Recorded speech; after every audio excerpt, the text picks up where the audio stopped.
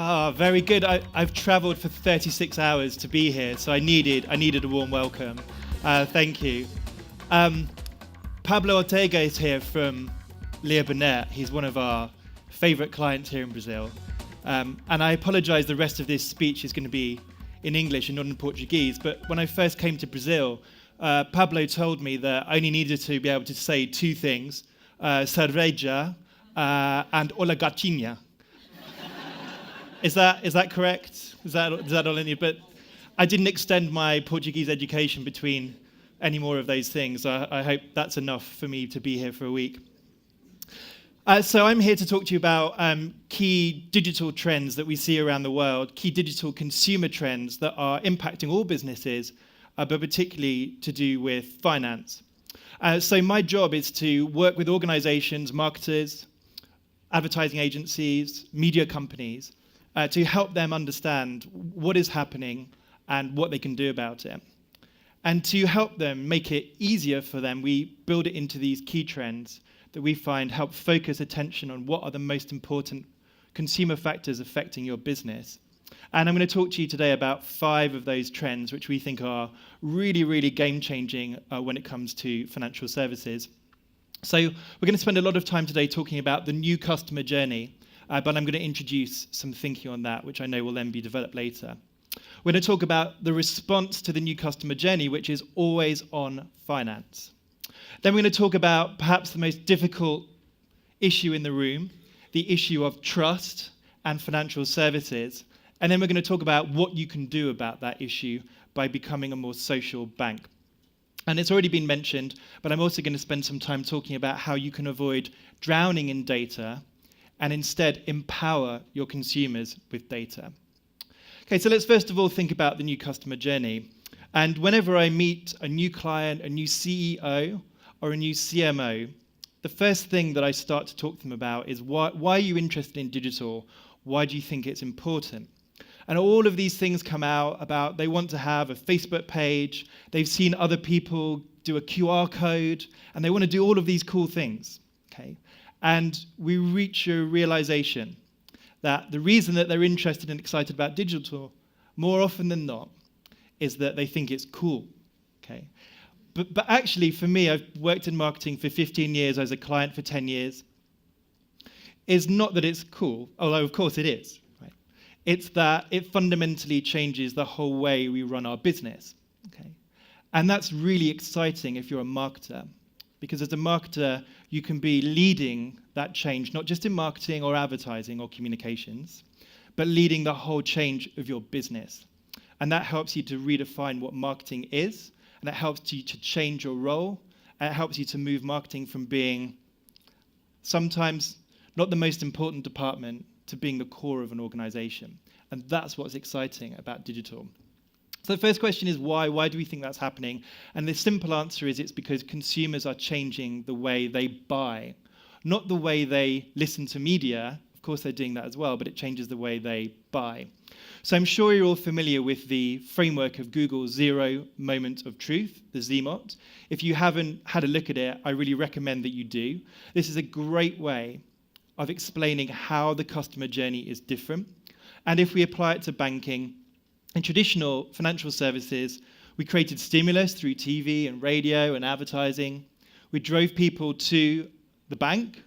They open up a bank account. And then the second moment of truth is the experience they have when they actually use that bank account. Is it quick? Do they get their money? Okay. When we think about today, it's not just that people are listening to TV or watching TV in different ways. It's that before they open a bank account or take out insurance, they have a whole range of activities which they didn't use before. They're searching.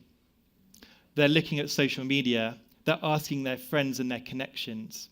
They're being influenced by what other people say on social media sites. So there's a whole new generation or stage to the customer journey. And that's why what we're talking about today is not trends which change your advertising strategy, but change your whole marketing strategy with a capital M. And perhaps the biggest factor in finance behind that trend, and we're going to talk a lot about that today, is the impact of both online banking, where we saw already from Tiago there is a massive opportunity in Brazil to expand online banking, and now an even bigger opportunity in the form of mobile banking and mobile services. Okay. So the biggest evolution in the way that customers are behaving now is they have a whole new range of tools to help them make decisions. And that changes the way they buy. Okay. So how do we cope with that? How do we cope with a world where consumers have changed the way they buy? And one of the answers is that we need to be there when they need us.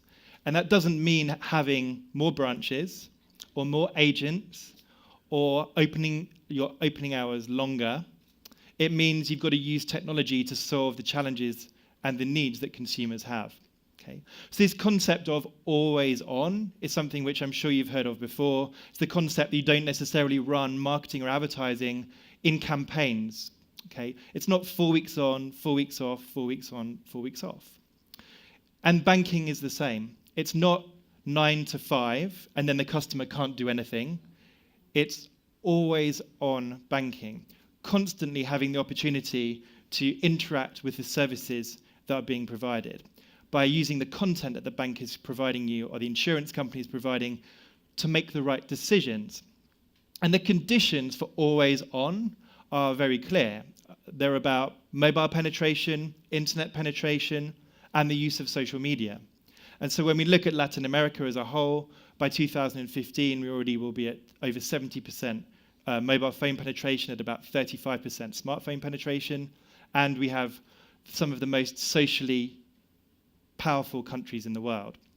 When we think about Brazil, let's just do a quick show of hands here. Who here does not have a smartphone? Put your hand up if you do not have a smartphone. Yeah, there we go. So nobody's prepared to admit that they don't. Okay, put your hand up. Put your hand up if you think that you use your mobile phone for the purposes of using the mobile internet for more than 1 hour a day. Put your hand up if you use it more than 1 hour a day. Okay, it's about 60% of you. Okay, so when we look at this chart, it's showing how much time Brazilians are spending on mobile phones. So 70% of the market are spending at least 5 hours per month, and 15% of the market are spending 35 or more hours per month. Okay, so this is showing you that your consumers want to be constantly connected. They want to be always on, and so they expect their financial service companies to be the same. Okay, so Tiago asked you if you're ready. Okay, and we're rapidly reaching, or maybe we've even passed the point at which it's not just a case of are you ready? It's you're too late already. You need to catch up. Okay, because your consumers expect you to be always on. Now, I've just spent 3 years living in America, living in New York, and there's an amazing transformation and revolution happening there in this concept of always on. If you want to see best practice anywhere in the world, then I recommend that you try out the Chase service. So, number one, if I want to deposit a check, I don't have to go into the bank, wait 15 minutes in the line, put the check in, and the money arrives 5 days later. I can take a picture of the check. It automatically recognizes that the money, if it's good, can be in my account within 24 hours. Okay? And if I want to pay other people, I don't have to go into my online bank. I can actually use person-to-person payment using Chase Quick Pay, which again is a less than 24 hours service to be able to transfer money with a really, really minimal amount of fuss. We call this concept frictionless commerce. Okay? If you make it easier for people to use your services to spend more money with you, then they will. And now some of the biggest disruptions which are happening in the banking and insurance sector in America are coming from organizations who are focusing solely on this always-on opportunity. And this is really important for you. Ask yourself this question: what would happen if a new player came into the marketplace who had no branches, they didn't have 15,000 staff in their branches, they didn't have 3,000 people working in head office, and all they had was an app? What would that do to the economics of the business when someone who has none of those legacy costs starts competing against you? because that's what's happening in America right now with banks like the Go Bank. They are a purely app and web mobile site. That's all they do. They don't have any branches. They don't really have any head office. They have cut costs back to the absolute minimum and focused on what people need, which is access all the time. So let's see how this is affecting insurance as well. This is progressive. As you might have heard, I love car insurance, like big time.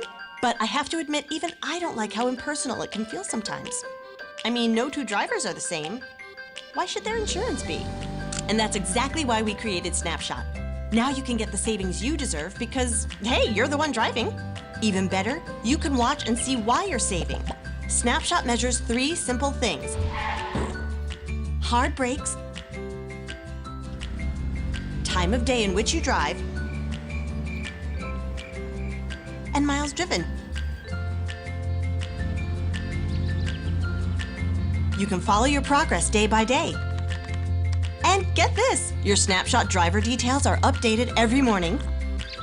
You can see how you stack up against other Snapshot drivers, compete with your family for the title of top driver in the household. Bring it on, Grandma! Earn badges for safe driving milestones and get tips on how to drive better and save more. Beyond making car insurance personal, it makes it, dare I say, fun. Over the 30-day period, maybe you'll learn to love car insurance a little more too. Boy, I hope so. It's tough being the only one, you know?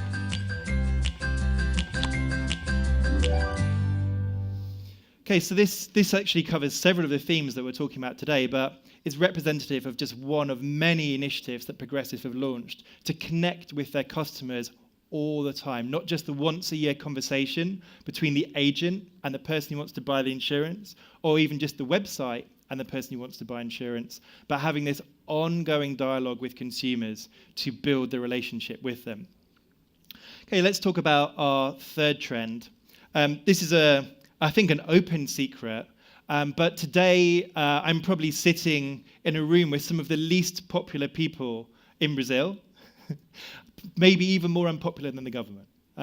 So when we look at what are the issues consumers have about banking worldwide, the single biggest issue consumers have is that they cannot trust them. Okay, so 63% of consumers say they cannot trust any bank.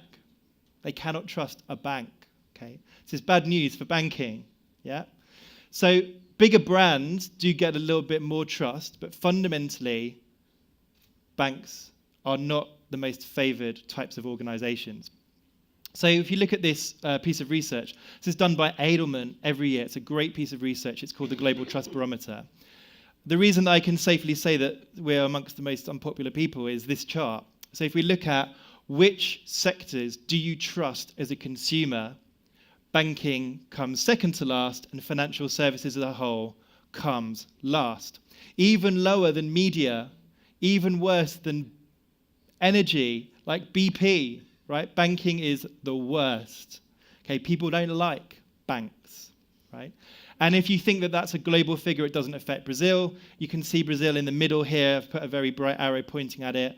Not only do people not trust in Brazil, it's actually gone down in the last year or last 5 years as well. Okay, so trust is a massive issue.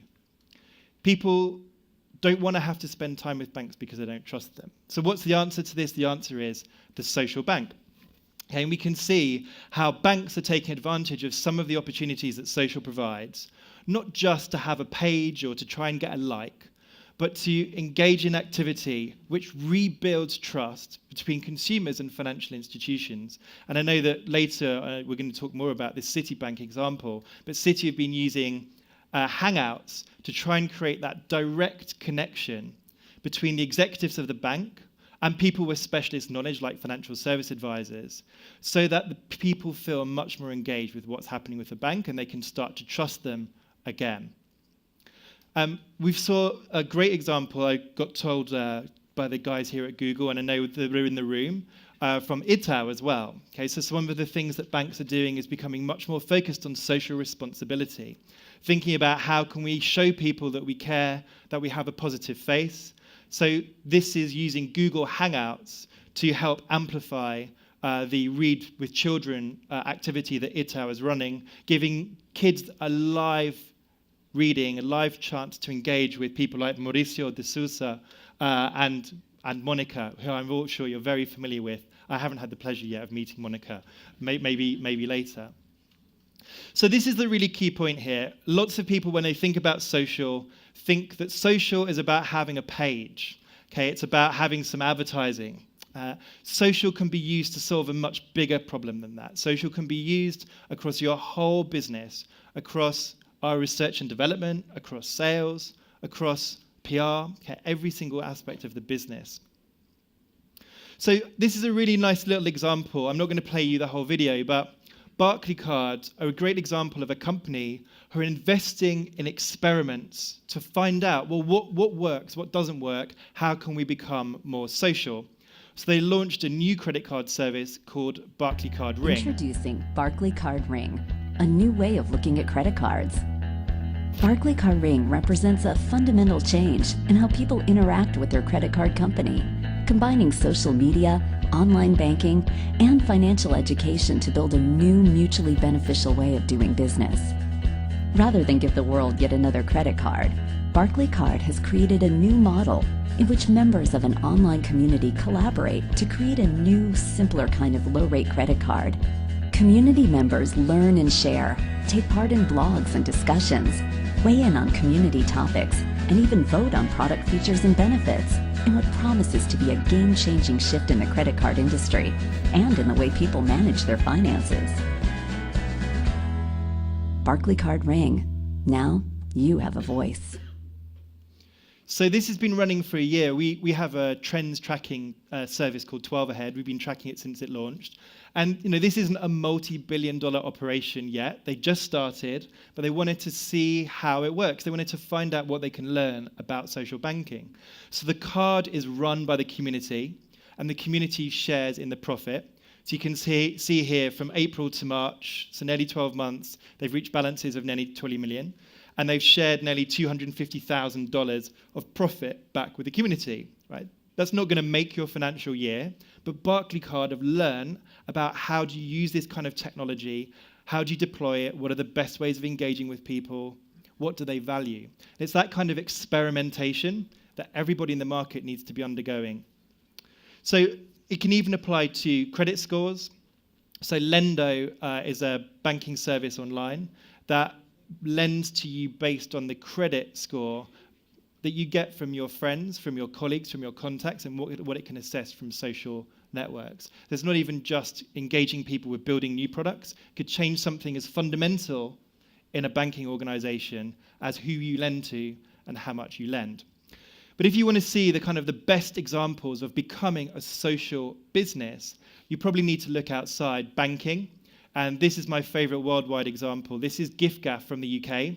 Their entire mobile phone network run by 14 people. Okay? The whole company is 14 people. Okay? They have no call center. Their call center is the consumer. Consumers answer other consumers' problems, and they get credit. They have no R&D team. Their consumers are the R&D team. They've implemented over 100 of their consumers' ideas. Okay? They are a completely transparent, open, and mutual company. So if you want to see how to really do it, check out giffgaff. Okay, our final trend is about data. Now, everyone's very excited about data. It's a big trend, big topic, okay? Big data. But 90% of the world's data got created in the last 2 years, and almost all of it, 80%, is unstructured and completely useless.